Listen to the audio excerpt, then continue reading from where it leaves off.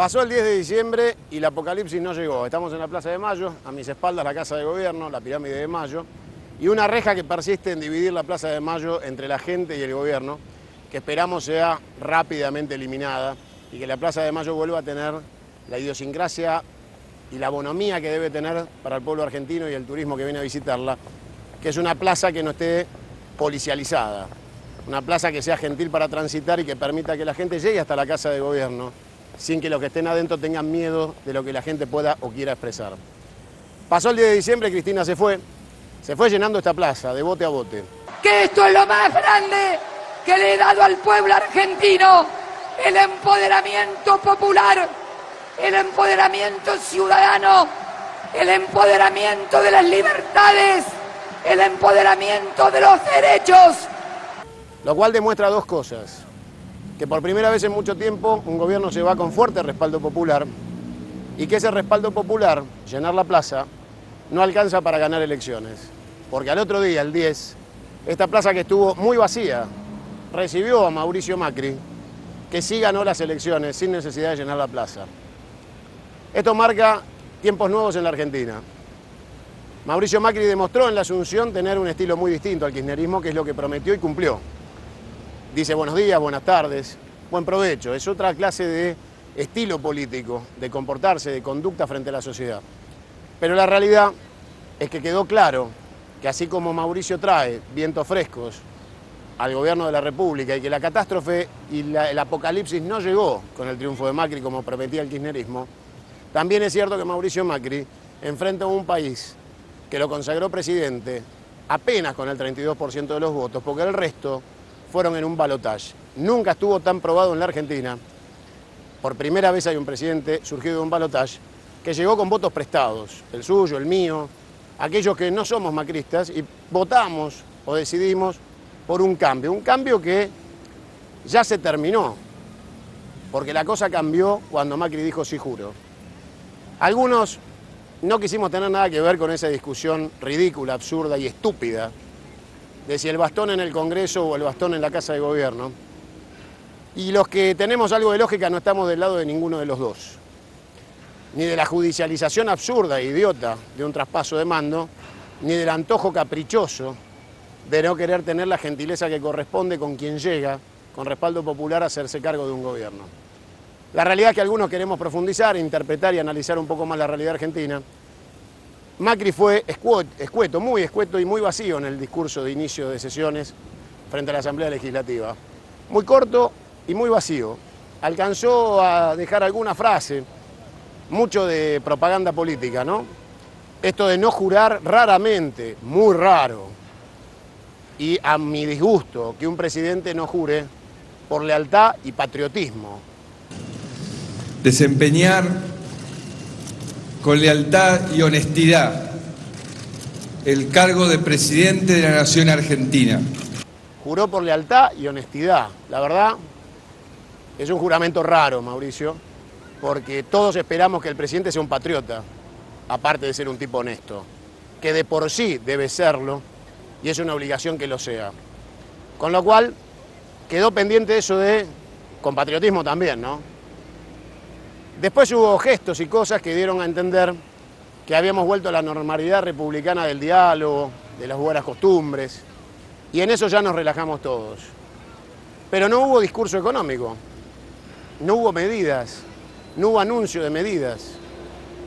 Hubo un no haber jueces macristas, pero la verdad que el fiscal Dilelo le anduvo cerca, muy cerca, de declararse macrista fanático entre el fallo con el que pide o ratificó de alguna manera la hora de vencimiento de Cristina la Calabaza y el pedido de absolución de Mauricio Macri, que Dilelo, si Mauricio era inocente, ¿por qué esperaste hasta ahora?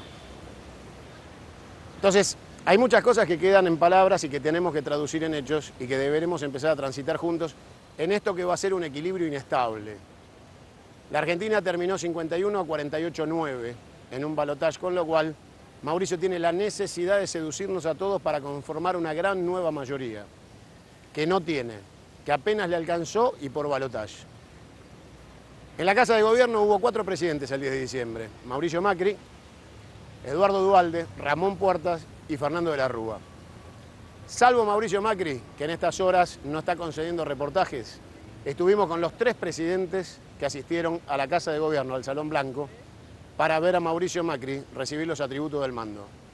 Y cada uno de ellos nos dio su visión de cómo arranca esta nueva etapa de los argentinos. Los invito a escuchar a 3 presidentes, los 3 que estuvieron con Mauricio Macri en el momento que Macri empezó a ser presidente de todos los argentinos.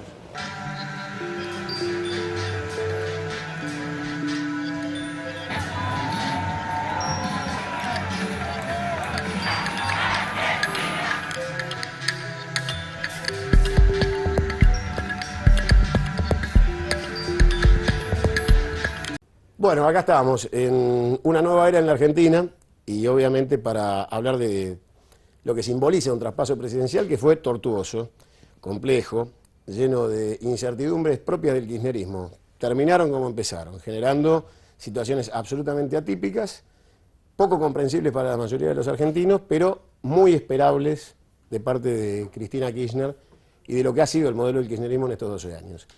Para tratar de entender un poco más la Argentina que viene, y breve y sucintamente tratar de entender por qué pasó lo que pasó, decidimos apelar al último presidente entre el sándwich que se produce en la entrega del mando y la llegada de Mauricio Macri. El último presidente no kirchnerista que de alguna manera recibe al próximo presidente que no es kirchnerista. Eduardo, dale, ¿cómo le va? Encantado de saludarte. Gracias por la entrevista. Presidente, ¿por qué Cristina logra de alguna manera que todos los argentinos tengamos que entender que siempre hay una raya para transgredir, que siempre queda algo para transgredir? Ya se fue el gobierno, ya no está en el gobierno, se terminó su mandato y sin embargo hasta el último minuto fijó la agenda de su capricho y de su antojo. Es su característica, es su característica. Yo recuerdo la primera vez que denuncia un hecho desestabilizante y fue en el 2005. Néstor Kirchner gana en el 2003 y en el 2005 había elecciones en la provincia de Buenos Aires. En ese momento yo estaba en el Mercosur, casualmente en una reunión con el actual presidente Vázquez, que también era presidente de ese tiempo, y bueno, había mucho periodismo porque estaba el presidente. Y cuando salgo me dice, mire, ¿qué opina de lo que dijo Cristina Kirchner?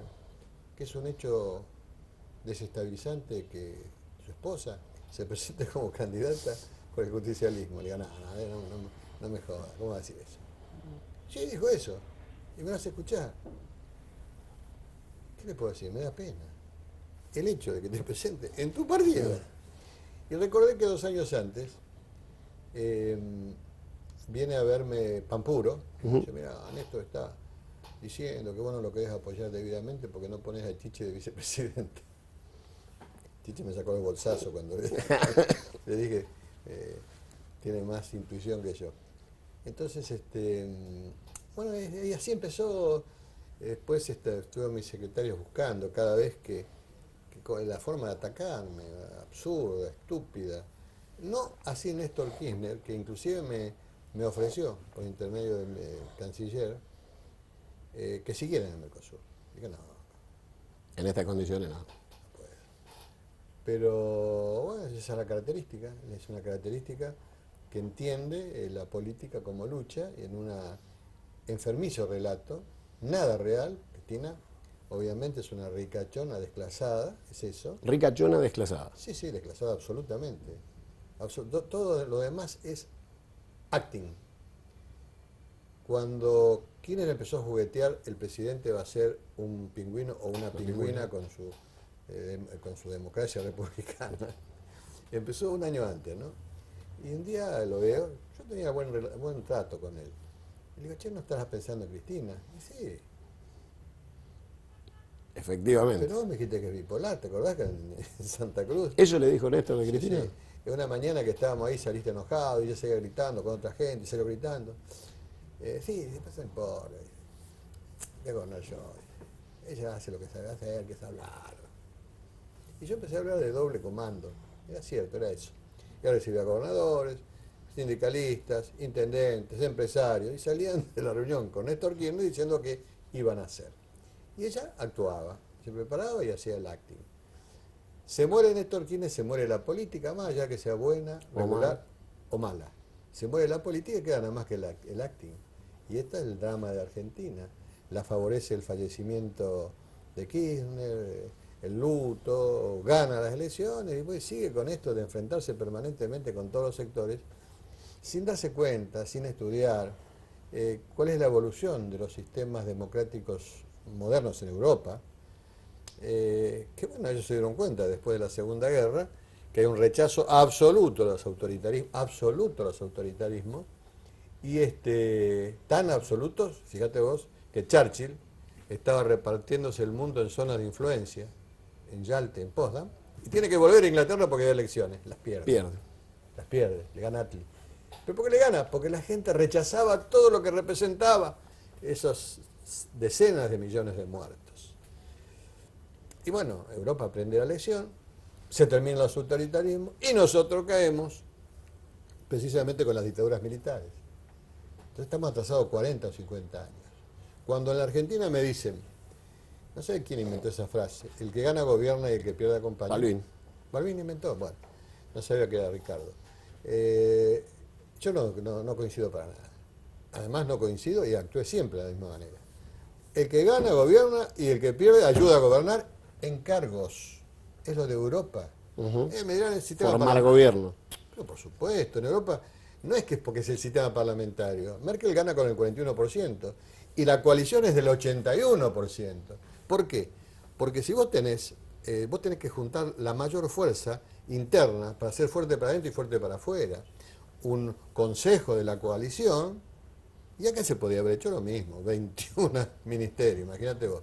Pero bueno, no se entienden las cosas así, yo creo que para el futuro hay que entenderlas.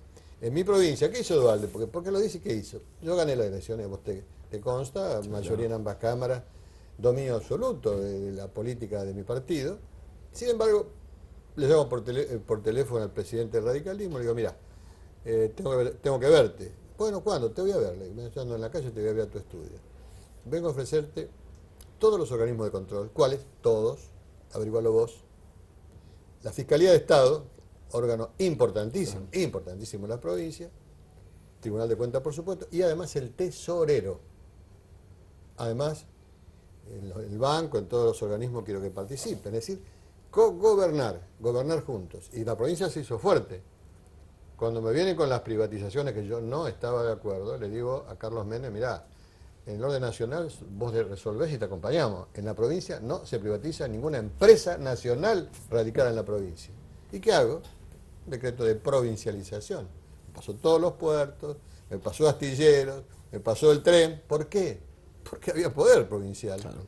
Me hice fuerte adentro, como debe hacerse fuerte un gobernador o más un presidente, nucleando a la clase política y haciendo política, que es persuadiendo hacia dónde tenés que marchar. Yo le entiendo la política así, siempre me fue bien de esa manera. Y lo mismo cuando fui a la presidencia de la República, yo la verdad que estaba absolutamente convencido, por egoísmo, que no me convenía. Faltaban 2 años. Claro. Le había ganado a Alfonsín, había sacado más votos en la provincia que el radicalismo en todo el país. Era número puesto 2 años después. Y un poco por egoísmo fui esquivando el bulto. Cuando propusimos a Adolfo, Alfonsín me dijo que no pasaba por el radicalismo, es responsable de ustedes. Si no pasa el único que tenemos, vaya usted, es el tiempo de ustedes. Bueno, al final, por 4 puntos, maniobró Alfonsín y salió Rodríguez Sá presidente. Cuando renuncia a los 10 días, 30 de diciembre, el 31 me llama Alfonsín y me dice, Dualde, no le puede seguir sacando el culo a la jeringa. Le toca a usted. Pienso lo mismo que hace 10 días. Lo mismo que hace 10 días, pero entonces me aprieta, me dice, va a ser responsable y se arrepiente, y dice, vamos a ser responsables de una matanza en la Argentina. Le pido que lo piense, que hable con su familia, y lo vuelvo a llamar en 1 hora. Así fue. 9 de la noche me llama de nuevo y me dice, sí, la verdad que tiene razón, lo he pensado, pero pongo 2 condiciones y no discuto. Esas 2 condiciones son las que necesito. Primero, su palabra. Mayoría en diputados y mayoría en el Senado, y hacer lo que nos pusimos de acuerdo que teníamos que hacer. Fuimos a De la Rueda a decirle que cambiar el modelo financiero, especulativo, rentista y usurero, y yo le agregaba, como lo agregué el día que asumí, impuesto a sangre y fuego por la dictadura militar en 1976. Con los consensos de Washington, los cambios estructurales que proponían las grandes empresas de Europa y de Estados Unidos básicamente. Y bueno, y asumí así, sabiendo que había que hacer, pero era un co-gobierno.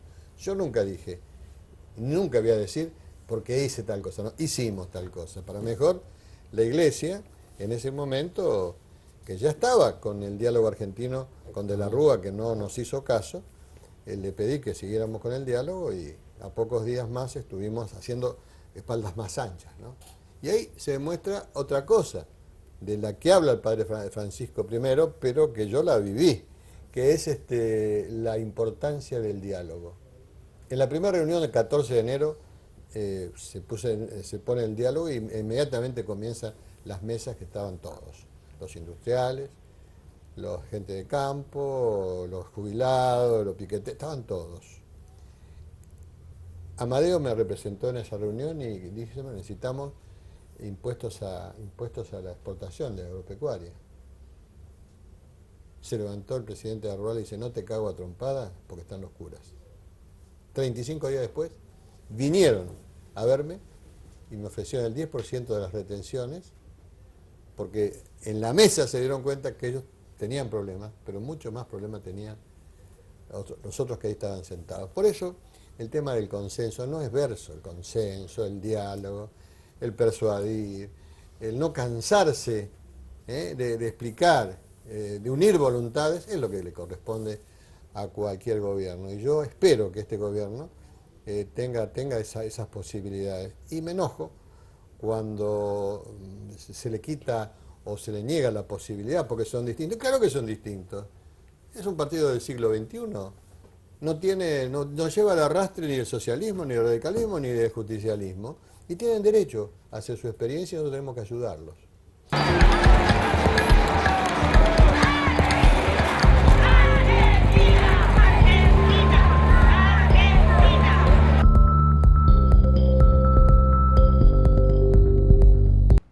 Bueno, continuando con este programa que tiene que ver con el análisis de lo que ya pasó en la Argentina, hubo un cambio, se produjo un cambio no solo de forma sino de fondo, pero que hay que empezar a analizar a futuro porque evidentemente el balotaje dejó por primera vez un presidente en la Casa de Gobierno con voto prestado y Macri tendrá que consolidar a partir de ahora, en las primeras horas de su gobierno, la voluntad popular que lo hizo presidente. Para seguir analizando esto, estamos con el expresidente Ramón Porta. ¿Cómo le va? Bien, bien, un gusto. Gracias por estar. Compartir estos minutos. Nos debía una visita. Estamos. No, vamos a cumplir, vamos a cumplir. No hay duda. Los amigos de Misiones dicen, Ramón, tarda, pero cumple. Ramón, el nuevo presidente de la República es el primer presidente de un balotaje, con lo cual está certificado que ha llegado con voto prestado, porque su voto es el de la primera vuelta. En la segunda vuelta se ha configurado un electorado que optó y no eligió. Dijeron, bueno, yo no lo iba a votar, pero lo voto. Y en la Asunción es como que se plasmó de alguna manera algún concepto que derrumba mitos. Primero, el que llena la plaza no necesariamente gana, porque Cristina la llenó, pero se tuvo que ir a Santa Cruz. Y el que no llenó la plaza es gobierno. Ese vacío popular que pareció dar la sensación del día de la Asunción se llena gobernando. ¿Usted confía en que Macri rápidamente pueda consolidar el 51%? Tiene todos los elementos necesarios para consolidar no el 51, el 66, y 2/3 de los argentinos. ¿Por qué? Porque la sociedad argentina está deseosa de entrar en acuerdos, en temas de coincidencia, terminar con la fractura estéril entre buenos y malos, blanco y negro. Bueno, el tema del entendimiento, de la armonía, para los peronistas es un valor indelegable. Nosotros no podemos dejar de reivindicar el esquema de la armonía del capital y el trabajo, de la Argentina y el mundo. Yo creo que eso nos caracteriza y por eso muchísimos peronistas hemos votado en la segunda vuelta a Mauricio. Y nuestro espacio no contaminado de kirchnerismo sacó 5,5 millones de votos. Si estamos hablando de cifras muy superiores al encuentro de militantes rentados del día 9 en la plaza. Yo creo que no hay que confundir ese fervor del que gana 50.000 pesos en la cámpora o del que está teniendo miedo que se va a Cristina y yo pierdo privilegios con un resultado de casi 14 millones de votos en la segunda vuelta. Y por separado, el espacio de Mauricio, 8.600.000, el espacio que yo acompañé, el de Massa, 5.400.000, son cifras que hablan de 2/3 de los argentinos. Ahora, lo importante es encolumnar esos 2/3 detrás de un proyecto y de concreciones que hagan de la Argentina un país republicano, democrático y eminentemente federal. Los buenos modales volvieron. El buenos días, el buenas tardes, están otra vez presentes en la política argentina desde el cargo más alto de los argentinos, que es la presidencia de la Nación. En materia de compatibilizar capital y trabajo, es casi como el gran desafío de Mauricio Macri, ¿no? Demostrar que provenir del sector empresario tiene capacidad de entender el sector obrero. ¿El peronismo qué rol va a jugar en esto? Porque se habla de devaluación, se habla del precio del dólar, se habla de un montón de factores que tienen que ver o van a pegar duro con el tema ganancias y aguinaldos. Sí. Mire, yo en la larga vida política que tengo 42 años en la militancia política y más de 30 en el ejercicio de cargos dado por el voto popular. He aprendido que el sector sindical, el sector de trabajo, es el que más sabe de la conducta del sector empresario, de lo que es el capital. Y así, viceversa, el empresario conoce de qué se trata los problemas del trabajo, del obrero, del sindicalismo. Por eso, este milagro del peronismo. ¿Por qué el peronismo persiste y el peronismo tiene una característica que no se da en otro lugar del mundo? Porque hemos juntado estas dos cosas y entendemos que son veredas cruzadas, pero absolutamente necesarias que entren en armonía.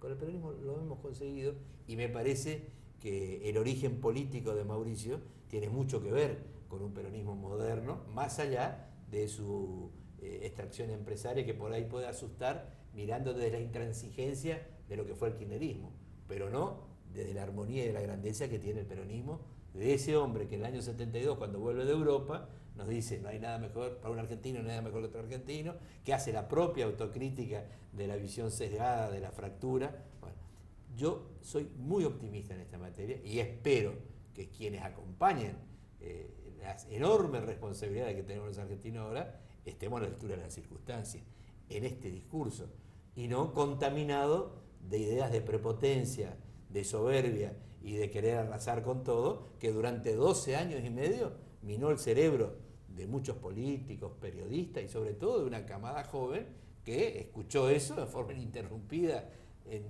casi media vida útil de un ser humano. ¿Cuánto tenemos de vida útil? ¿30 años? ¿40? Sí, claro. Bueno, esta gente nos comió 12 años y 7 meses.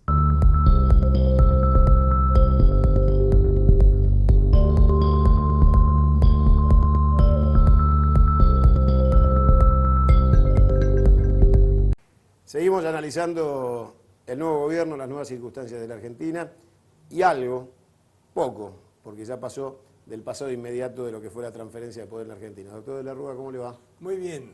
Muchas gracias por su tiempo. Gracias, me alegro de estar y analizar este momento histórico.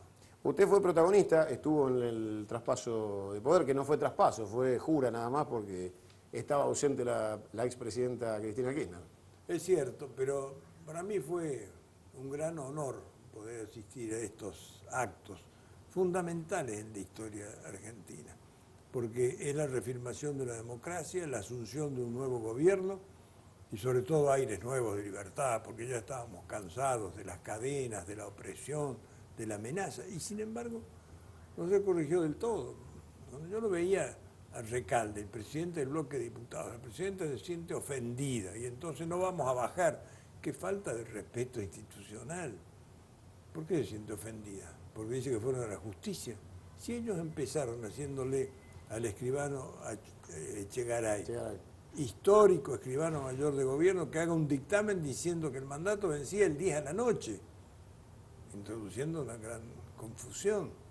Así que esta pelea que armaron muestra ese espíritu belicoso, controversial, contestatario de un peronismo en extinción, de ese peronismo contestatario, porque yo creo en el peronismo histórico, republicano, democrático, que se va adaptando a los tiempos civilizados, que no va a repetir las violencias para que Alfonsín entregue el poder antes o para que yo me vaya del gobierno.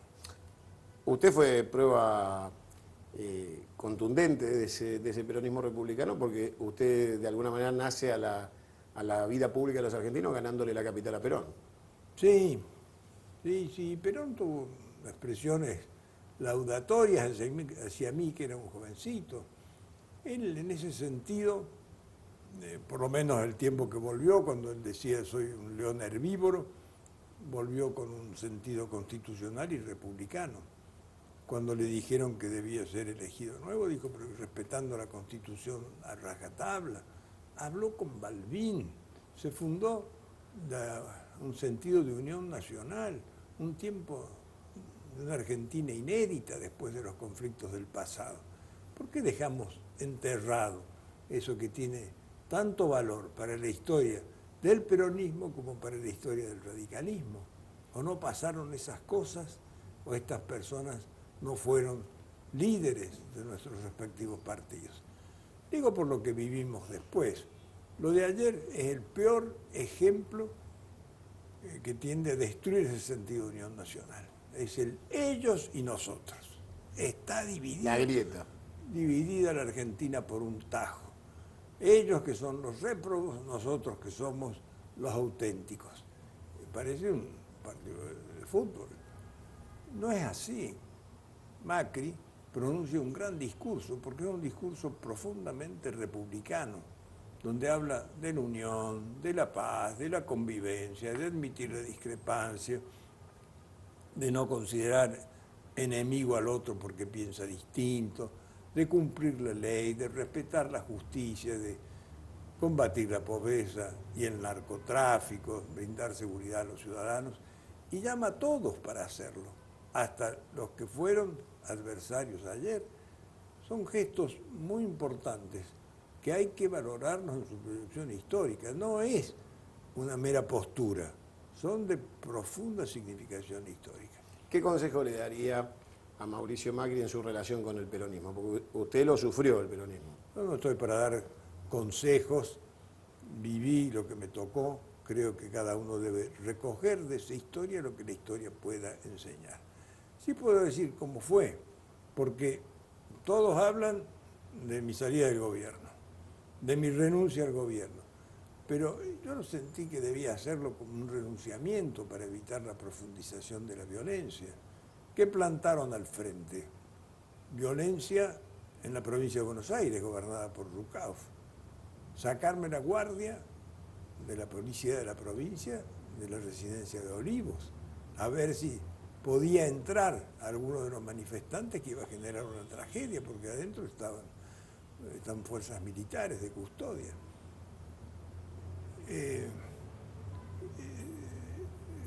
Los episodios de Santa Fe, que lo procesaron al Reutemann hasta que después fue sobreseído, lo de Entre Ríos, lo de Mendoza.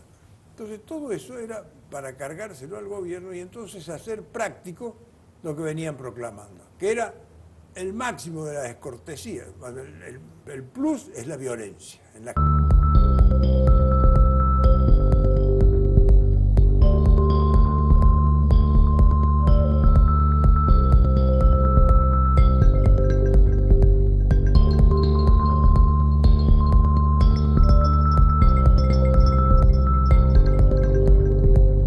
Ahora, en esa experiencia nueva, en este partido nuevo, moderno, que tiene que ver con el 2.0, las redes sociales, amplios sectores de la juventud que se siente identificado con este mecanismo de comunicación, no solo hay falta de experiencia y van a tener que transitarla, sino que a veces la cintura del ejercicio político de lo que es gobernar un país, no la ciudad de Buenos Aires, parece estar ausente. Hay algún detalle de esto de haberse dejado fijar la agenda por Cristina, parece que falta alguna picardía que por ahí usted o Alfonsín no hubieran sido tan permeables a entrar en ese juego de otra manera. Y se plantea, por ejemplo, el tema de impuesto a las ganancias, un tema que fue promesa de campaña eliminarlo. Mauricio Macri dijo que era una barbaridad, que había que eliminarlo. La primera medida es quitarle el impuesto a las ganancias al aguinaldo de fin de año. Pero los sectores sindicales seguramente van a pedir que se cumpla la promesa. Claro. El ministro de Economía dijo, el 11 no vamos a levantar el cepo, que era otra promesa. El impuesto a la ganancia lo tenemos que estudiar. ¿Tiene crédito social Macri? ¿Qué tiempo tiene para cumplir sus promesas de campaña antes que ese sector de la clase media que lo acompañó expectante, pero que le dio los votos en un balotaje? No se los dio en la primera vuelta, están prestados esos votos. Sí. ¿Qué tiempo tiene para cumplir o defraudar? Primero, la verdad que no podemos exigirle al gobierno, por más promesas que haya hecho, que resuelva esos temas en forma inmediata. En primer lugar, porque lo primero que tiene que hacer un gobierno que asume es hacer el inventario. ¿Qué me dejó? ¿Qué tengo? Creo que va a tener ayuda exterior. Somos gente muy capacitada en el equipo económico. Hay críticas porque hay demasiados CEOs. Bueno, no fuimos demasiado exitosos cuando elegimos nosotros los que iban a manejar las empresas públicas, y hay que darle la oportunidad. Y hay que desear sinceramente que le vaya bien. Yo, por más que si yo tengo un reparo, no se lo voy a decir a nadie. ¿Por qué? Porque hay que tirar buenas ondas, tenemos que tirar buenas ondas. Y hoy es mi presidente, quiero que le vaya bien y todo lo que se puede hacer, y mucho podemos hacer cuando nos juntamos con la gente, tenemos que hacerlo.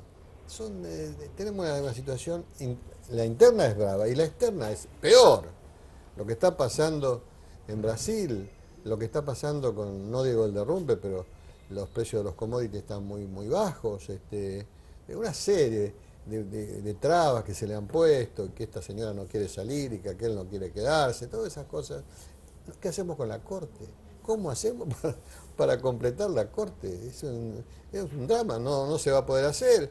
Tendrán que, en cada caso, llamar a sortear a un presidente de las cámaras para que le ayude a hacer el número. No sabemos, pero todo es muy complejo, y lo que dije antes,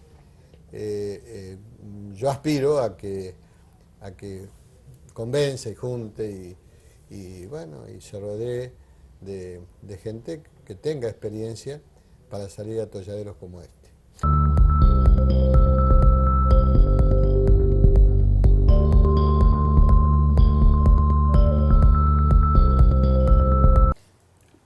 Doctor, en materia económica, seguramente los grandes desafíos de Mauricio Macri, entre los primeros que va a tener, es cumplir con una promesa de campaña que le va a exigir el sindicalismo, y es la eliminación del impuesto a las ganancias.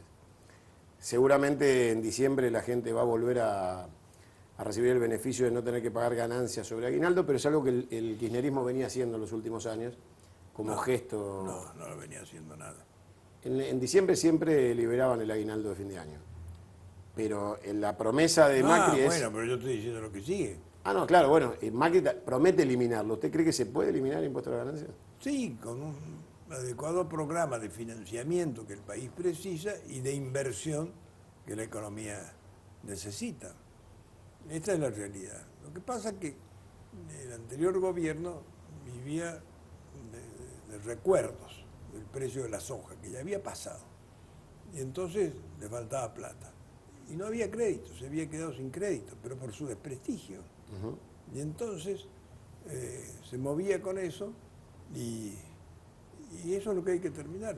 Un país con las instituciones sólidas, vigentes, con un buen clima político, aumenta la competitividad automáticamente, crece la confianza, va a venir inversión, estoy seguro.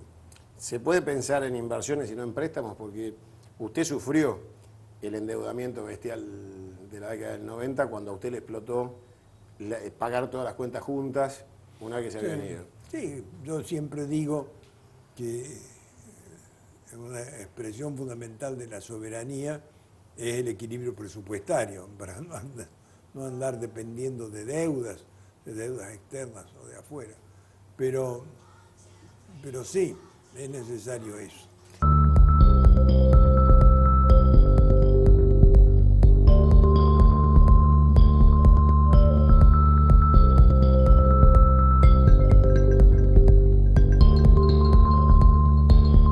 ¿Cómo ve el Congreso, un lugar que usted conoce mucho, difícil porque queda bastante repartido, y mandar las primeras medidas del gobierno, uno supone que siempre hay consenso para acompañar? pero a la luz de lo que vimos en el traspaso, uno se imagina que parecería que algunos no van a tener esa actitud. El consenso, la búsqueda del consenso, del diálogo en el Congreso, donde hay 44 senadores que no son kirchneristas, son peronistas. Y acá ya lo empiezo a poner en un aprete, presidente. ¿El peronismo va a reaccionar distinto que el kirchnerismo? Sí, claro. Sí. Claro. En realidad el kirchnerismo vino a eliminar al justicialismo. No hablemos más de peronismo porque es un error. Es un error porque las nuevas generaciones, Perón es como si hablara de Sarmiento o Dirigo. No tienen por qué las nuevas generaciones. Hay que despersonalizar el movimiento y llamar justicialismo, que es lo que nos pidió Perón. La despersonalización del movimiento y del partido. Muy bien. El justicialismo nada tiene que ver con esta forma, porque ¿cómo calificamos a este gobierno? Es un autoritarismo tardío. El justicialista que niega que el peronismo fue un gobierno autoritario es porque no conoce de historia. Todos los gobiernos en ese tiempo, todos, sin excepción, eran autoritarios. Lo fue el del Peludo, Hipólito Yrigoyen. Claro, por supuesto. Perdía una provincia, ¡pum! Intervención. Bueno, porque había la evolución de los sistemas democráticos estaba todavía sin respetar lo que hoy se respeta, ¿no? Ni te cuento Europa, que además de ser autoritarismos mucho peores que los nuestros, eran belicistas.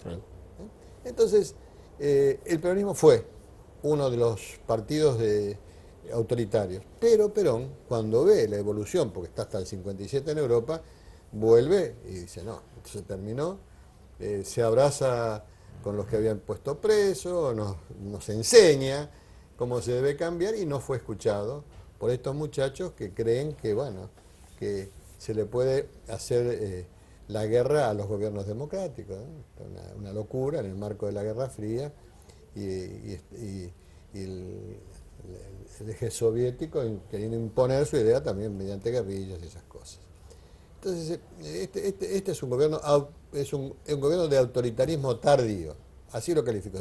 Un autoritarismo tardío, nada tiene que ver, están 40, 50 años atrasados. Y el peronismo en el que yo creo es un peronismo que tiene que estar mirando al futuro, que tiene que estar, y vamos a estar, porque yo voy a ayudar, voy a colaborar. Tenemos que hacer una actualización doctrinaria porque no es poco lo que está pasando en el mundo.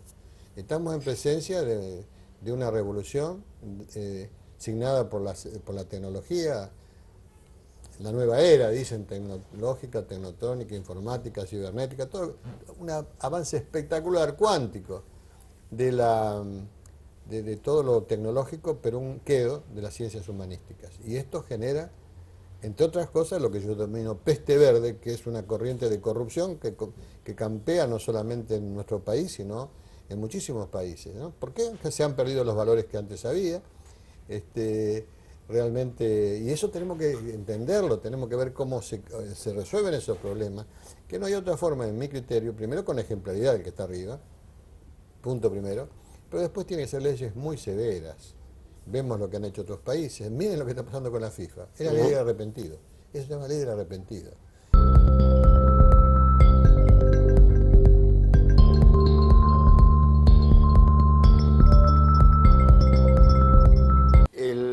El juramento de Macri fue por lealtad y honestidad, se olvidó del patriotismo.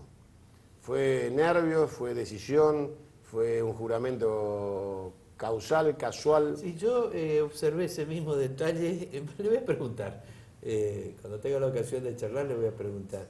Ahora, evidentemente la palabra honestidad es un reclamo muy generalizado. Y sabiendo que en estos nuevos tiempos se trabaja mucho con las cuestiones de marketing, la pregunta creo que se impone. No tengo la respuesta. No tengo la respuesta. Bueno, la segunda sería, se le escapó en ese discurso breve que hizo también, darle entidad al antiperonismo como espacio político. Dijo que eran bienvenidos todos los sectores y en algún momento dijo que vengan los peronistas y los antiperonistas. Claro, yo creo que hay un gran error en muchos comunicadores, y a Mauricio le he observado ese error, confundir kirchnerismo con peronismo. Acá no hay antiperonismo, pero sí hay antikirchnerismo porque hubo kirchnerismo alevoso, prepotente, que generó heridas sin sentido, pero eso genera también la respuesta. Entonces yo cambiaría la palabra peronismo por kirchnerismo y ahí tendrían las palabras del nuevo presidente un claro sentido de decir, estamos en la antípoda de esa fractura. Se trasluce en algún momento del equipo económico de Macri la idea de que las deudas no se pagan, se administran. Las deudas de los estados no se pagan, se administran. Nos podemos endeudar, después vemos. Sí. Obviamente cuando uno se endeuda para infraestructura es un gasto, o es un endeudamiento que se paga, se repaga con el uso de la infraestructura. Pero el concepto de endeudarse, considerando que las deudas no se pagan, ¿es un concepto que tiene el peronismo también? No, yo creo que ese es un tema de la macroeconomía y de economistas que fueron en el mundo, eso no nace en Argentina, en el mundo el endeudamiento es preocupante. Entonces hay quienes quieren llevar tranquilidad desde el esquema financiero diciendo lo que usted acaba de mencionar. Yo no comparto ese criterio y me parece que cuanto menos deudas mejor, lo que no significa caer en carencias, en prestaciones muy importantes, por no ingresar en un determinado nivel de préstamos. Bueno, para eso están los préstamos para el desarrollo. Yo creo que Argentina se encuentra en una buena situación, más allá de que hay que ver si son ciertos los números que dicen, los números que se fueron. Si los que se fueron no nos mintieron, la deuda externa es perfectamente manejable, más allá de los juicios que están muy mal parados para la Argentina, y bueno, veremos cómo se resuelve. La deuda interna sí es preocupante, es enorme, y justamente con los sectores más necesitados.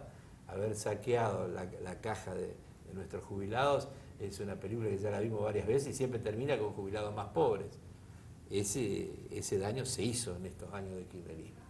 Así que el tema de que las deudas se administran, lo repiten muchísimos economistas. Yo no soy economista y no comparto este criterio. En algún momento algún economista que no forma parte del equipo de Mauricio Macri, pero que dio una conferencia con quien va a estar a cargo del Banco Nación, que es Spern, dijo, las paritarias son un instrumento del fascismo. No es así en el mundo que yo conozco, el mundo democrático no se maneja de esa manera, incluso en una crisis muy importante como la que vive hoy el mundo más desarrollado, transitoriamente pueden demorar un acuerdo de paritaria, pero nunca desconocer como el elemento básico del entendimiento entre los dos grandes polos de cualquier sociedad, el inversor y el trabajador.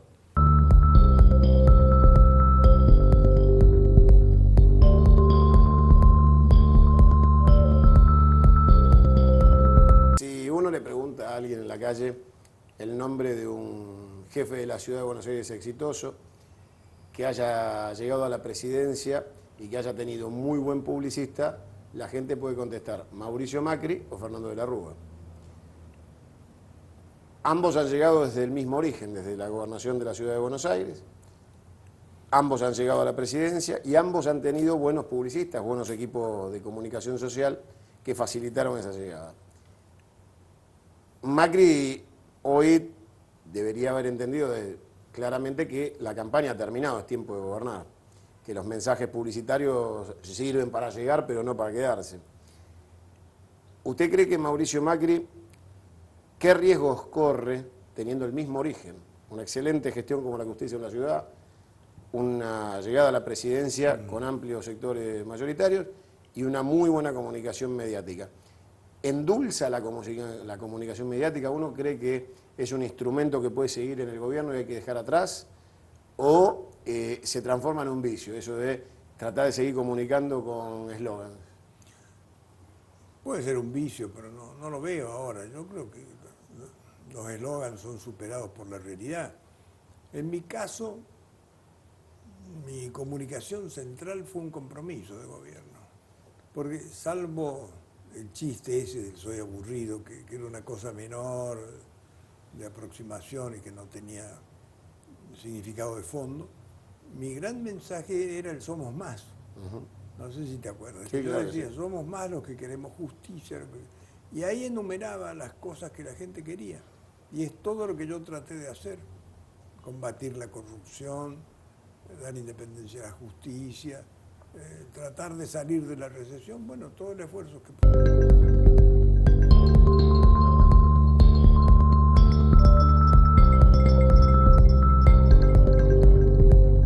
Ahora, se produce un cambio también, que seguramente usted lo habrá notado y le habrá tocado como presidente, y es la creación de supraestados, que no son nacionales, donde una persona con número de documento y nombre personal tiene fortunas superiores a los propios estados.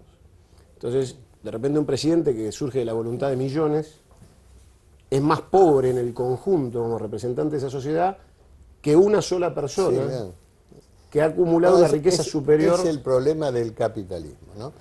Es decir, yo creo, lo aprendí, fui convencido, de que la diferencia entre el capitalismo y el socialismo básicamente estaba vinculado que dentro del sistema es un sistema además de libertad, donde vos podés quejarte y podés cambiar. En el otro sistema, en el comunista, si te quejas, fuiste, ¿no? Pero ciertamente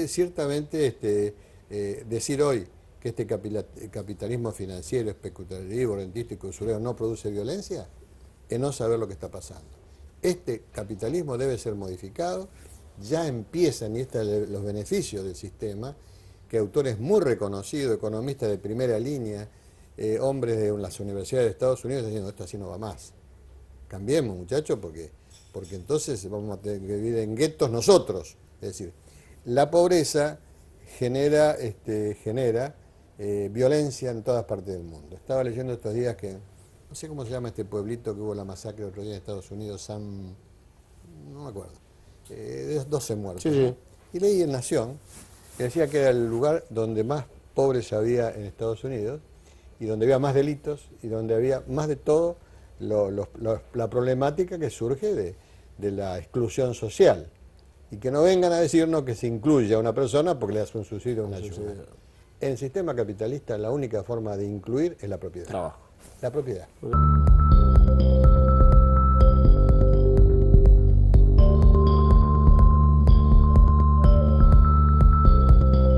Existe hoy en la Argentina, doctor, hay como un vacío de partidos políticos, ¿no? Hay como el kirchnerismo liquidó al peronismo, lo fagocitó. El radicalismo resucitó un poco en la convención de Gualeguaychú, pero es casi un partido municipalizado hoy en día. No, territorialmente extendido, pero en el fondo nuestro candidato sacó el 3%. Entonces por eso la comparación, como si Cambiemos fuera una alianza, era falsa. Había una fuerza predominante y un radicalismo que venía a ver cómo podía ayudar y apoyar y no a pedir. Y eso es lo fundamental, es la característica, hay grandeza en los radicales que van. Y van a prestar una importante colaboración, porque hay gente muy capaz y muy honesta. El PRO es un partido... Martínez, Aguad, Cano. ¿No? Sí, claro. Y Cano tiene una tarea fundamental, que es una gran idea de Macri, que es el desarrollo del norte. El desarrollo del norte argentino tan olvidado. ¿Usted cree que le va a ser fácil con los gobernadores peronistas del norte? Si entienden la realidad, que es para beneficio de todos, sí. Ahora si creen que es reparto de heladeras y juguetes para ganar una elección, no. ¿Qué pasó con Sanz? Y Sanz acompañó todo, pero nadie entiende por qué se retira. ¿Querrá ser miembro de la Corte? No sé, no creo. No creo porque sería contradictorio. Se retira pero está, es decir, no se va del todo. ¿Se lo vio en los actos de Asunción? Sí, y emocionado, con toda razón, porque él se jugó mucho, ganó, le fue bien. Piense que gran parte del partido lo cuestionó. Sí, claro. Y lo importante es que todos los que lo cuestionaron, diciendo que Macri era el límite, que de ninguna manera se iban a aliar ahí, ni iban a tener nada que ver, todo eso ahora están sentados juntos y lo aplauden. El peronismo tuvo que amortizar en la década del 90 qué hacer con la marcha que decía combatiendo el capital mientras Menem privatizaba las empresas públicas. Los radicales tienen la contradicción fundamental y tienen el documento de Avellaneda y los recuerdos de la Revolución del Parque y terminaron colaborando con el sector que en vez de llevar militantes políticos lleva CEOs empresariales al gobierno. No hay ya contradicción. ¿Y el radicalismo? No, Macri.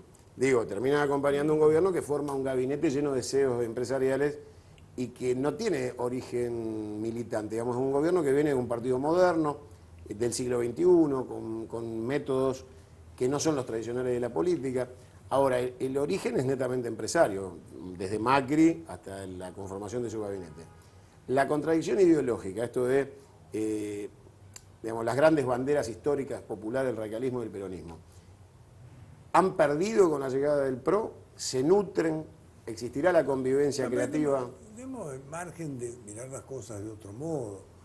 Es cierto que Mauricio Macri pertenecía al grupo empresario. Algunos dicen corresponde a la clase alta, es de la clase alta. En realidad es una clase adinerada que tiene buen dinero, pero en el fondo él es el hijo del inmigrante. Un inmigrante exitoso, que otro diría viene a ser el sueño argentino, no sé si la América, pero el sueño argentino y administra y lo logra. Ahora, decir esto de Macri, que sigue siendo, viene como un empresario, es olvidarse que él previamente fue, creo que 8 años presidente de Boca. Sí, claro. Y 8 años jefe de gobierno. Entonces, ¿hasta cuándo le vas a pasar la cuenta?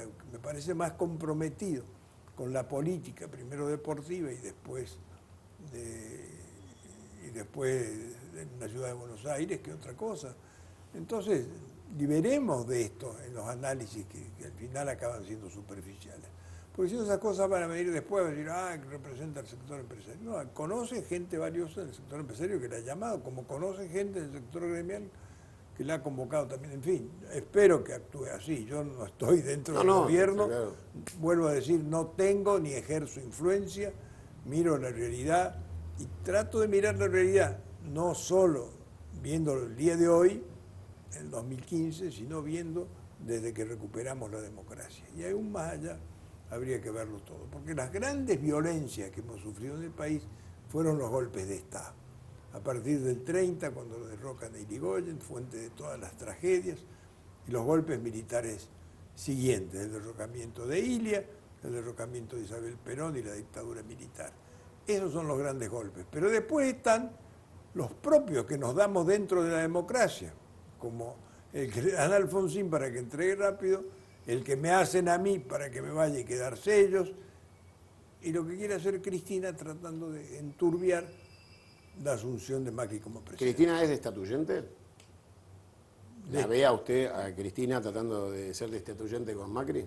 Mire, ella y su marido tomaron bien la lección de lo que me pasó a mí.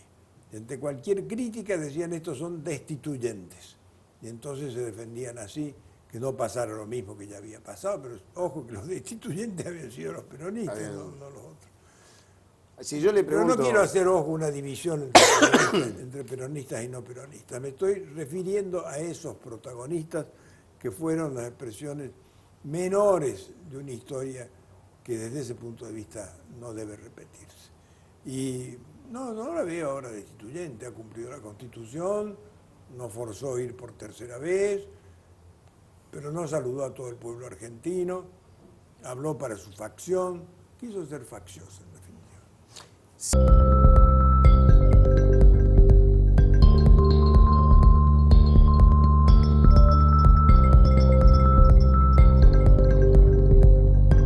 Ahora, el radicalismo, ¿qué rol va a jugar? Porque Macri, después de la asamblea de Gualeguaychú, el Congreso de Gualeguaychú, el radicalismo lo empuja hacia la presidencia, pero automáticamente Macri dice no somos socios.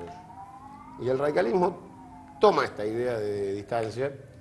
Sanz en este momento está replegado, parecería que es un potencial miembro de la Corte o candidato firme a ser miembro de la Corte, pero el radicalismo, que fue un instrumento más que necesario, parecería no estar muy configurado en el reparto.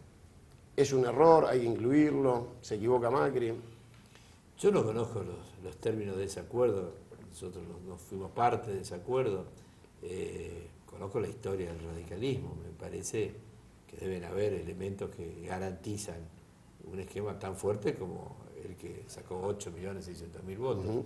Pero no soy el hombre indicado para opinar sobre esto, no me gusta opinar de lo que no conozco. Con los radicales yo tengo un sentimiento de respeto enorme, pero no los entiendo, como quizás no me entiendan a mí.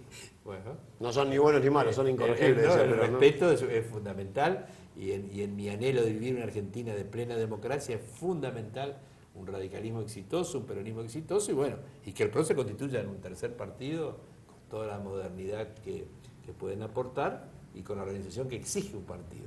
Ojalá eso ocurra. Macri habla de reforma electoral.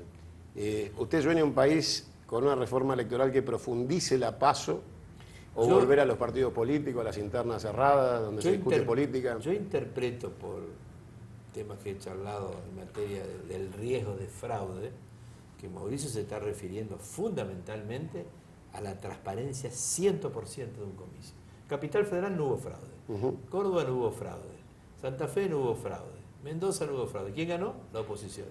Hay otras provincias que no nombré, que por ahí me estoy olvidando en el relato, sí, claro, pero muchísimas provincias donde ganó el ex oficialismo son muy cuestionados los resultados. En mi provincia yo tuve mesa de 0 votos y no conseguí abrir una de esas urnas. Cuando de casualidad se abrió habían 40 o 50. Entonces yo creo que Mauricio está hablando de la necesidad imperiosa que no quepa ninguna duda en ninguna urna. Hay mecanismos que están vigentes en todo nuestro continente, desde Estados Unidos hasta el sur de Chile, pero Argentina. ¿Cuál es? El poder electoral independiente y el poder abrir la urna que haga falta. Hay una obsesión de que no podemos abrir todas las urnas, solo las necesarias. Yo le pregunto, ¿cuáles son las necesarias? Todas. Las que garanticen la transparencia. Toda la voluntad popular. Ahora, ahí ya es en términos de un tercer poder y entra un cuarto poder sería, absolutamente independiente. Justicia, legislativo y el electoral. Y el electoral, totalmente al margen. Cuando el cuarto poder electoral se constituyó en México, 2 elecciones perdió el PRI. No había perdido nunca, en 30 años. No, 70 y pico de años ininterrumpido de triunfo. Poder electoral independiente, 2 derrotas, la de Fox y después sí, claro, el presidente que sucede a Fox tampoco fue del PRI. Bueno, ahora volvió a ganar el PRI con 50 y pico %. Sí, antes ganaba con el 90. Bueno, en Paraguay, Stornero perdió una sola elección. ¿Y con cuánto? Con más del 90. ¿Quién llevaba los cómputos? Don Sabino Montanaro, el ministro del Interior. Sí, claro. Cuarto poder independiente en Paraguay, hubo gobierno liberal. Ahora volvieron los colorados con cifras, por ejemplo, normales. Por ejemplo, Encarnación, la segunda ciudad de Paraguay, el coloradismo nunca había perdido, ahora perdió. Entonces, yo estoy hablando básicamente de lo que a mí me toca y de lo que yo he charlado, como dice, de este tema. Por supuesto que una reforma electoral puede implicar otras cosas más, pero es fundamental que nos quedemos tranquilos que no hay fraude. Eso tiene que ser, es fundamental. De 24 distritos en Argentina hay 14 o 15 extremadamente fraudulentos.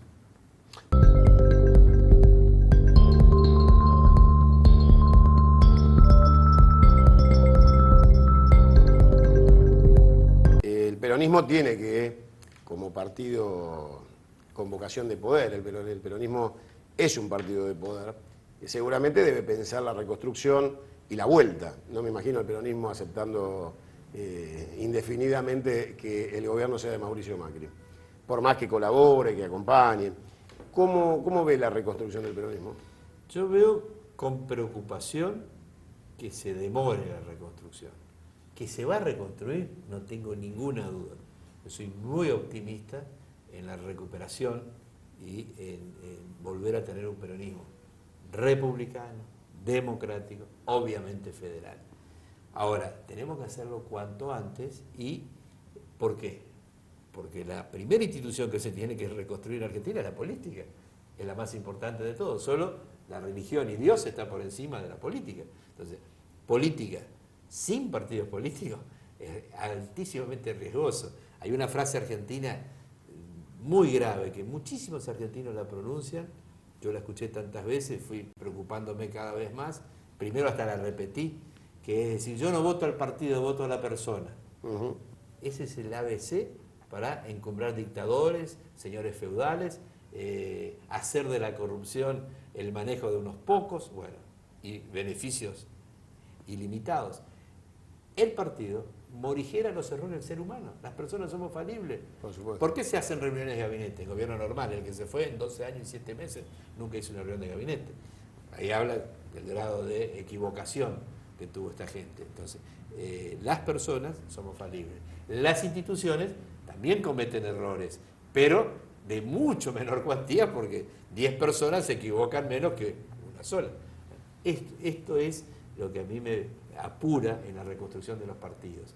¿Por qué digo los partidos? Al nuestro lo han aniquilado, lo robaron la sigla, bueno, hicieron todo lo contrario de lo que es el ABC del peronismo desde el kirchnerismo. Pero el radicalismo lo dejaron en Clenque también. Existe un Zamora en Santiago del Estero, un Clos en Misiones. Es decir, ese radicalismo también se tiene que reconstruir y terminar de reconstruirse.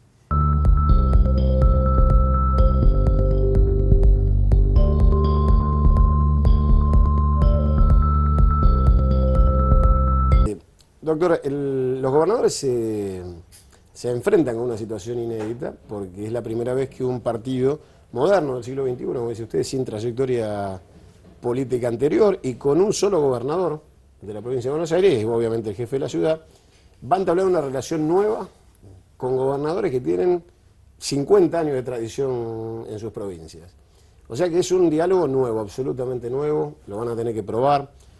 Macri ha aprendido mucho en política, llegó a ser presidente de la República, pero también es cierto que nunca tuvo que hablar con los gobernadores. ¿Cómo se imagina ese diálogo entre alguien que viene muy convencido y muy cerrado? El tema, acá hay un tema económico que va a teñir la relación. Con las arcas vacías es difícil. ¿Están vacías, doctor? Es obvio, Vacías. es evidente. Es difícil, es difícil. Yo sueño con un país en el que pase lo que pasó en San Luis. Es decir, que el Estado Nacional le dé facilidades al interior de todas las provincias argentinas para que los parques industriales sean gratis allí, para que el gas sea más barato, al revés de lo que se hace, pensando en los votos, pero sin darse cuenta que estas macro ciudades no generan bienestar, sino una sociedad de malestar. Entonces, si se pusieran de acuerdo, si se dieran cuenta, tendrían que ayudar a las provincias argentinas para que se desarrollen. El desarraigo de los provincianos nuestros es muy feo. Yo lo veo con Lula esto, ¿no? A propósito del tema de las tierras, que son de los temas que me estoy ocupando hoy. Él fue uno de los desarraigados, uno de los pocos presidentes que nacieron con padres que no tenían propiedad. Uno de los pocos. Y en una sociedad dividida, entre tantas divisiones, hombres y mujeres, blancos y negros, hay una división, los con tierra y los sin tierra. Los sin tierra. En los sin tierra están todos los dramas.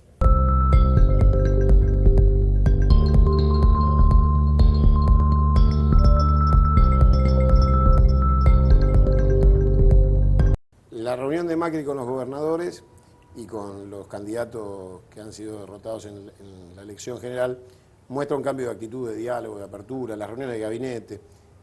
Pero hablábamos con Ramón Puerta hace un rato, es absolutamente normal, o sea, es lo que debe pasar, no es en sí mismo un logro de los argentinos que todo sea normal, que un presidente tenga una reunión de gabinete, que reciba a los gobernadores, fuera del republicanismo y de esta forma que hemos recuperado, de esta transparencia de imagen del presidente. ¿Cuál cree usted que es el trasfondo político del gobierno de Macri? ¿Cuáles serían los objetivos que usted cree que Macri se propone, más allá de ser republicano, de ser un buen presidente, de dar conferencias de prensa, o sea, de los modos, fuera de los modos? ¿Usted qué trasluce en Macri? ¿Qué objetivos? En Macri o no en Macri, creo que todos estamos ansiosos porque se reactive la economía, que se ponga en marcha la economía, que haya entonces más recursos para poner en seguridad, para mejorar la educación, para bajar la pobreza.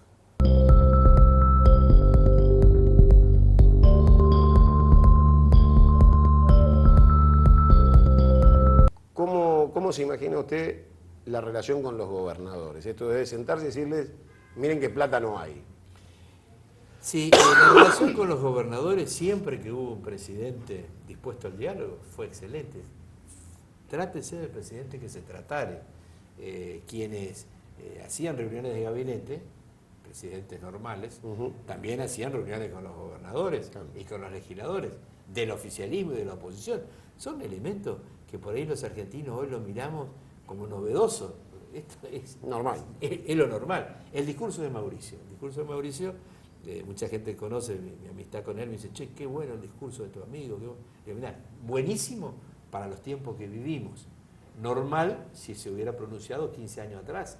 Ahora, después de 12 años y 7 meses de un esquema faccioso, como ha sido el kirchnerismo, este discurso es maravilloso. Entonces tiene el gran valor de haberse animado a ingresar en ese camino, pero también tenemos que recordar a aquellos que tenemos algunas canas que eso es lo normal. De eso no tenemos que apartarnos, y yo diría tiene que haber un nunca más para un esquema faccioso como el que vivió la Argentina durante más de 12 años. Voy a hacer pie en esa respuesta como para hacer una repregunta. ¿No será muy pobre la oferta de Macri en términos de esto? Es decir, estoy garantizando lo normal y no ir más allá de garantizar eso hasta ahora, porque su discurso ha sido una garantía de pluralidad, de volver al diálogo, de reconstruir la base social de la imagen presidencial. Ahora, profundizando, no se encuentran grandes banderas de lo que van a ser sus políticas de gobierno, y es como que con eso alcanzó para ganarle al kirchnerismo. Sí, la pregunta es muy interesante y mientras me la ibas haciendo me surgió muy claro. Mauricio es un ingeniero y un ingeniero garantiza lo necesario. Mauricio no es un gran artista, no es Picasso. Picasso busca el estrellato, buscó, lo consiguió.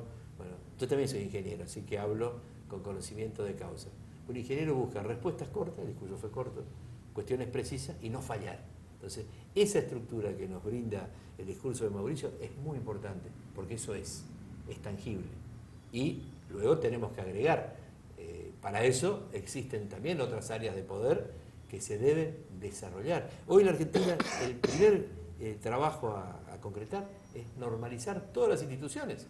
Si todas las instituciones funcionan, tendremos una Argentina con grandeza. Ahora, en ese esquema, digamos, de breve, sucinto y bueno, se le escapó bailar en el balcón de la Casa de Gobierno. Yo no lo hubiera hecho, está claro. Yo no lo hubiera hecho. Me parece que también eso responde a una persona que viene desde un armado cultural, familiar, donde la política no es el eje, no es el centro. Gente de trabajo, gente empresaria, relacionado con nuestras historias migratorias, España por un lado, Italia por el otro. Hay mesas, como en mi familia, que la política se habló siempre las 24 horas. Es decir, todas las veces que nos sentábamos a la mesa. En las 24 horas, en tres ocasiones nos sentábamos a la mesa, sobre todo en el viejo esquema donde la cibernética no nos había invadido tanto. Y eso hace que, por ejemplo, el balcón de la Casa Rosada para mí es un lugar prácticamente sagrado de la política. Yo no bailaría en una iglesia, tampoco lo haría en el balcón. Ahora hay que ver el que llega a ese lugar desde qué patrón cultural llega. Entonces, también el mensaje ha sido hacia quienes estaban esperando las palabras durante muchas horas, al rayo del sol, y estaban reclamando un poco la esencia. Ahí estaba la gente del PRO, sí, claro, o la gente del radicalismo. Es decir, el espacio que lo lleva Mauricio a ganar la primera vuelta es del PRO y del radicalismo.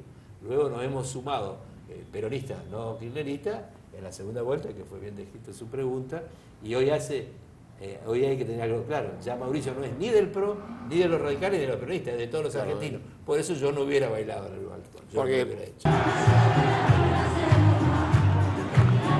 No volverá. Y esta idea de la propiedad como factor de ordenamiento tiene para el macrismo con las arcas vacías un desafío terrible. Muy difícil.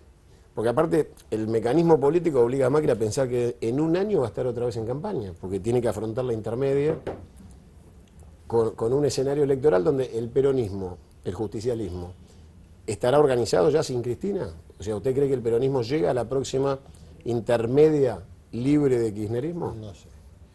La verdad que no sé, por supuesto me estoy ocupando.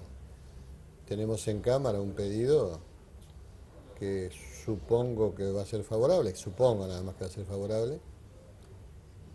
El kirchnerismo vino a hacer desaparecer al justicialismo, lo arrinconó, no lo atendió, no hizo las elecciones, no hizo los congresos, no hizo nada, como en todas las temas, ¿no?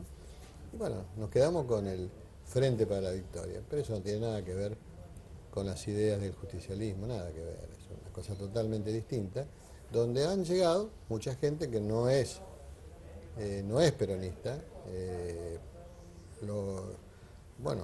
los que conocemos, toda esta gente que viene de partidos o de izquierda, o no sabemos de dónde viene, que son kirchneristas, nada más que kirchneristas. Y hay, por supuesto, algunos peronistas que los apoyan, y sobre todo jóvenes, a los que no hay que estigmatizar. A mí los jóvenes que, convocados a una épica revolucionaria, aunque sea falsa, se entusiasman, esos me gustan. Lo que no me gusta son los indiferentes, ¿eh? Tienen derecho a ser indiferentes, así que hay que recuperarlos también. ¿Se imagina a una Cristina que se queda a dar una pelea en la interna y le diga, bueno, a ver, me quedo y peleémosla? No. No porque, Se va. No porque muy pronto se va a dar cuenta que muchos no le van a atender el teléfono. Yo hablo con los gobernadores, hablo con los senadores que han sido hasta ahora sumisos con ella y hablan peste de ella. Así que a mí no pueden contarme nada. Hasta ahí nomás. Hasta ahí nomás. La economía, que es el eje, usted la imagina con un macrismo que tiene, usted dice que el equipo económico le gustó. Me gusta, gente seria. Gente seria, los que conozco, buena gente. Y después veremos, ¿no? Porque ya obviamente la situación es difícil y no pueden errarle. Hoy, eso lo decía cuando asumí, hay que tener mucho cuidado cuando uno toma decisiones porque en épocas de crisis es preferible esperar un día más, una semana más, pero estar seguro de la decisión que se toma, no dar marcha atrás, porque eso defrauda a mucha gente.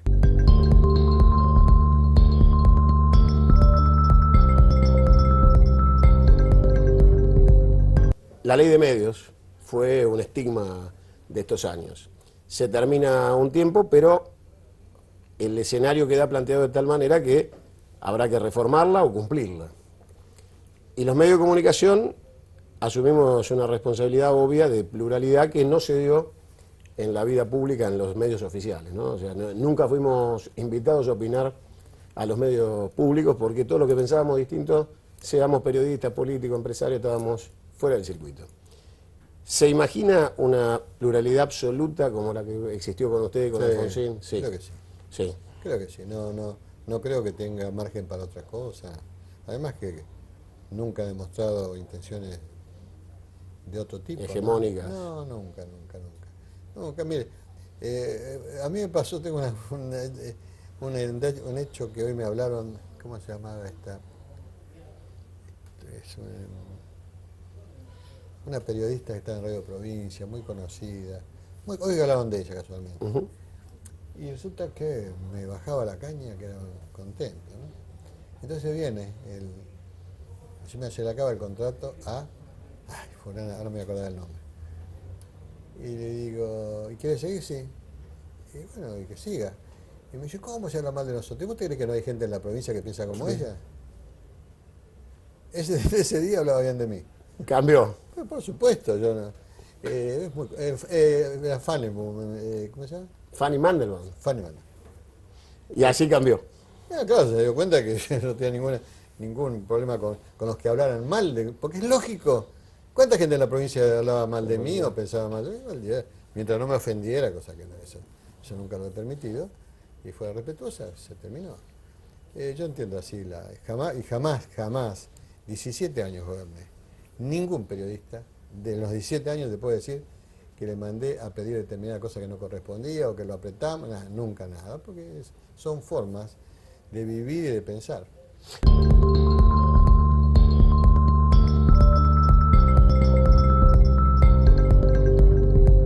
¿Cree en la justicia independiente, doctor? ¿Usted cree que va a existir una justicia? Es imprescindible, pero es una justicia que sale muy herida porque fue muy manoseada.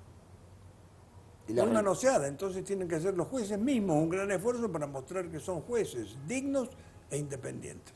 La constitución de la Corte va a ser todo un tema. Faita ha renunciado, quedan 3 miembros en la Corte, casi seguramente van a necesitar sortear entre los presidentes de las cámaras, supongo, gente que cubra los cargos vacantes para poder... Sí, porque acéfalo el Poder Judicial no queda. No puede quedar, con lo cual deberán buscar quién haga una subrogancia para los fallos de la Corte, pero no es sano tener una Corte desintegrada. ¿Usted cree que habrá acuerdo con el kirchnerismo que tiene mayorías parlamentarias en el Senado con quórum, mayoría simple? Espero que lo haya y que se respete al nuevo gobierno. Son designaciones muy importantes. Me acuerdo cuando era presidente, yo dejé de nombrar embajadores de confianza, es decir, no porque no se la tuvieron, nombramos todos los embajadores de carrera dejé de nombrar embajadores políticos, quiero decir. ¿Y por Sí, qué? sí, claro.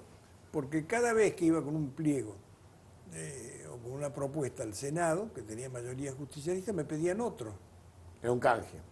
como un canje. Entonces yo sentía que esto es una extorsión y no me presté a eso. Pero cuando precisamos integrar el directorio del Banco Central, hicieron lo mismo, me pidieron un director del Banco Central. No se puede así, esa no es la convivencia y la cooperación que hace falta. Es cierto, tienen mayoría que les sirva para controlar, pero no para canjear posiciones de esa manera. Creo que hay lecciones de estos años que el peronismo responsable debería recoger. Y la responsabilidad está en los gobernadores. Habida cuenta que de ella poco puede esperarse.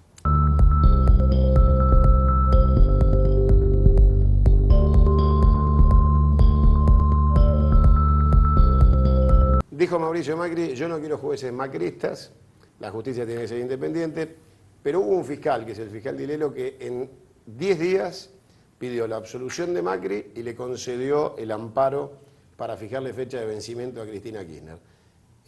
Pareció como un exceso de Dilelo. La exhibición de Mauricio era, eso, fue una barbaridad. Pero ¿por qué no la pidió antes? antes Dilelo si era...? Bueno, pero yo me pregunto, en un país donde la justicia exhibía una justicia legítima, partidaria, con clara afiliación, es la misma que me acusó a mí de tener esclavos dentro de mi propiedad. Una locura. Soy el empresario detuvo a Venegas. soy el que paga los mejores sueldos. ¿No? Tengo todo en blanco porque en mi calidad de opositor, imagínense, no puedo tener un error de ese tipo. Propiedades que están a 10 kilómetros de la Casa de Gobierno, sobre asfalto, con todo el mundo que conoce. ¿Cómo esclavizar a una persona en el siglo XXI cuando tenés celulares que funcionan? Bueno, esa justicia legítima, la que a mí me preocupó durante todo este tiempo. Yo creo que Mauricio habló claramente que eso se tiene que terminar. Ahora, después, conseguir una justicia calificada y eficiente no se hace un día para otro. Se vienen seguramente momentos donde algunos van a tener que rendir explicaciones.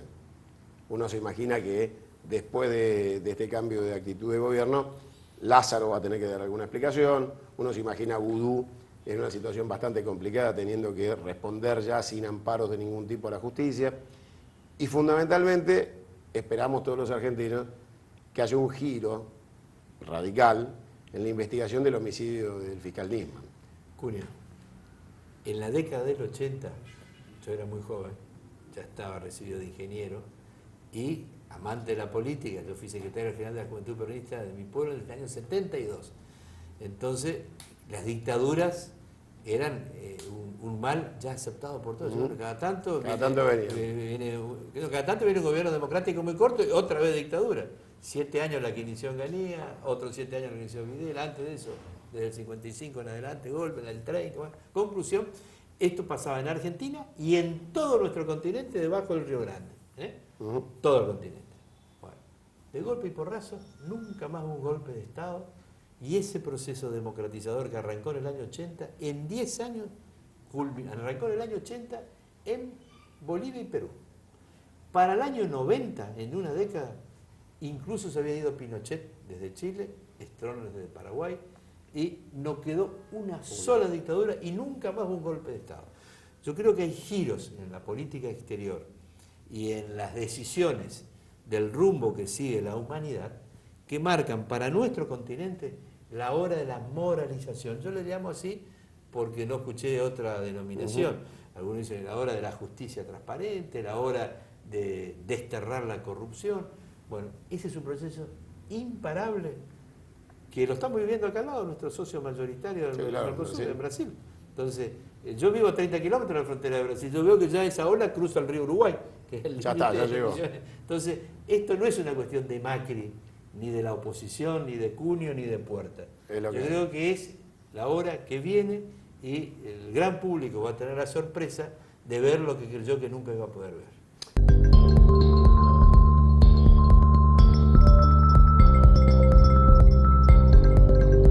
Y hago la última. Vivimos en un mundo complicado y, según el Papa, un mundo en guerra.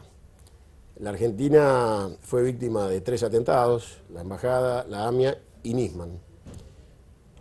Y ingresa un gobierno nuevo en un momento crítico de de la diplomacia internacional, porque pareciera que el mundo pide otra vez que uno se alinee en esta lucha contra el terrorismo internacional.